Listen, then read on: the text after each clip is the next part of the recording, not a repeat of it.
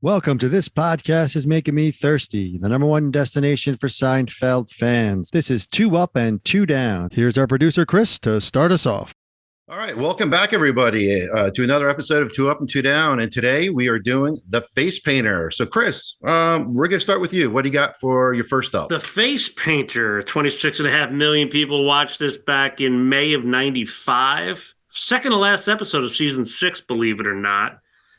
And, listen, the face, the deal here, guys. 2 up, 2 positives, and 2 negatives of a program. So here we go. LD and Fred Stoller wrote this one. First up, I'm going to go with the I love you conversation with George.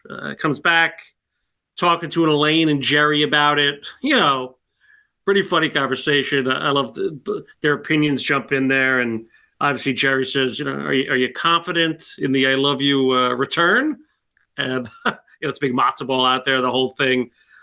And then obviously he mentions the dog. I said it once. I just want to say it once. It's like George acted like a little kid, obviously with the new love of his life, Sienna. So Georgie boy, I'm going to his I love you conversation early on in the episode, but that's my first thumbs up. Yeah, that's a good one. I love that. That's a big matzo ball that's out there by Jerry. So thank you, Chris. Tony, over to you. What's your first up?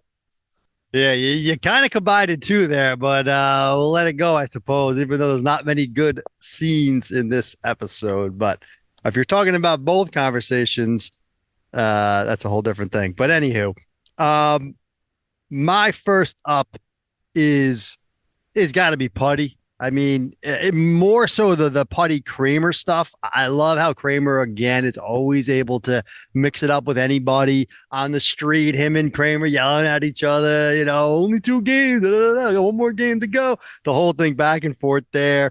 Kramer right off the bat, you got to support your team. He's on Putty's side. It's a Kramer / Putty up, if you will. I just love them on the street. Mainly is the scene I really like. I think that's a real good one. Everyone remembers that Ranger Devils thing series is probably one of the best things that ever happened in sports, in my opinion. So, we all got hooked on that. So I'm glad they brought it in. That's my first up is the Putty Kramer dynamic around the Ranger Devil fans. Yeah, absolutely. Yeah, the Devil fans are crazy, and so are Ranger fans too. We were fanatic back then, still are. All right, Chris, back to you. What's your second up? All right, my partner combined a little bit there too, but all right, fair enough. Support the team. Will be the bay. I'm gonna go with Kramer. My second up is just Kramer. Did you thank Alec Berg? I love that. Good manners are the glue to society. I mean, no truer words. I mean, is there anyone as wise as Kramer? The guy gets it. Tony just mentioned he could swing with the best of them on the street, right? Rule, without rules, there's chaos, but manners matter to this guy. And, he was right. Jerry was wrong in this. So I love that conversation.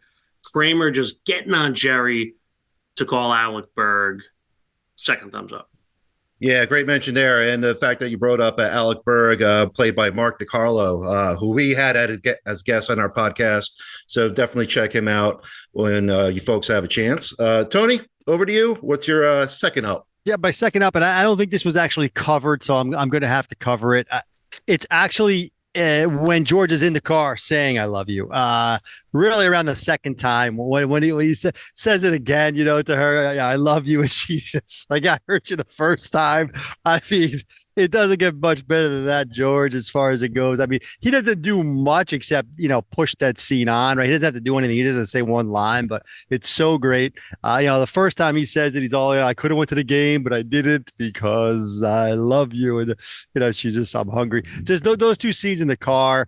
George is putting himself out there, and George is George. Of course, it backfires on him, but I do like how he just jumps right in and goes for it, and obviously he's denied twice in a row. So that's my second up. All right, thank you, Tony. So those are the ups. Chris, let's start the downs. What's your first one? Yeah, downs for the face painter. There's a little nitpicky things, and I won't get into it unless we're running out of things here, but For me, it's Elaine at the funeral. That conversation, it feels like it goes on way too long. First off, it's a funeral. I know, I get it, but you know, I really hate my clothes. It just drags on, and you hear the people in the background like crying, and then there's that pause. I don't know. They could have went right to the Alec Berg stuff, and his funeral hello, which was good, but a whole like 2 minutes of Lane and Jerry kind of talking. Like I get it, but it was too much. Just they could have done one quick bit of that with the people crying, but it just went on and on. A little too much for my take. So I wish they would have just went quick to the Alec Berg. But for me, down. All right, Tony, over to you. What's your first down? Yeah, my partner's not as down on the face painter as I might have thought. I'm sensing a surprising grade here. We'll see where this goes. I just gave it down. I know, but you made it sound like they were hard to come by downs. I don't know. I my papers are flying everywhere, folks. Hang on a second. I got here's my first down. So you kind of just, I mean, you gave one of them. Yes. I mean, I think the whole funeral scene in general was terrible. So I give, besides the Alec Berg stuff. So you're right. You should have just cut to the chase on that one. My first down though, I guess is going to be the priest stuff. I mean, the whole thing with the priest, it feel this, a lot of this, even the Alec Berg premise, everything feels very Curb Your Enthusiasm to me. I don't know why. It just seems like that would be a premise in Curb Your Enthusiasm, the funeral hello. I think they might have used it in Curb Your Enthusiasm. That's what I'm thinking of it, but something similar anyway. But yeah, the priest stuff, I don't like. I mean, the whole priest losing his mind when he sees Putty yelling at him or whatever, and then at the end, Elaine goes back to the priest. I mean, I just tied two together, but it's all tied in. The whole priest thing. I don't remember that. I don't remember. She goes back at the end. Yeah, at the end, she goes back to it's so bad. It's so bad. It's just a bad in general. It's a bad Elaine. I mean, Putty, I gave it up to, and that kind of ties into Elaine, but I don't love the priest stuff at all. I think that really is an anchor on this episode that brings it down a bit. So that's my my down. No, I definitely agree with that as a down. So yeah, thanks, Tony. Chris, back to you. What's your second down? Down, and I do have quite a few downs, but this one I didn't think I'd pick, but the whole Kramer apologizing to the monkey. What are we doing? I mean, all right, you could do the funny bit, the monkey spits in the face, but Kramer actually going back to the office, meeting the head guy with Sienna there.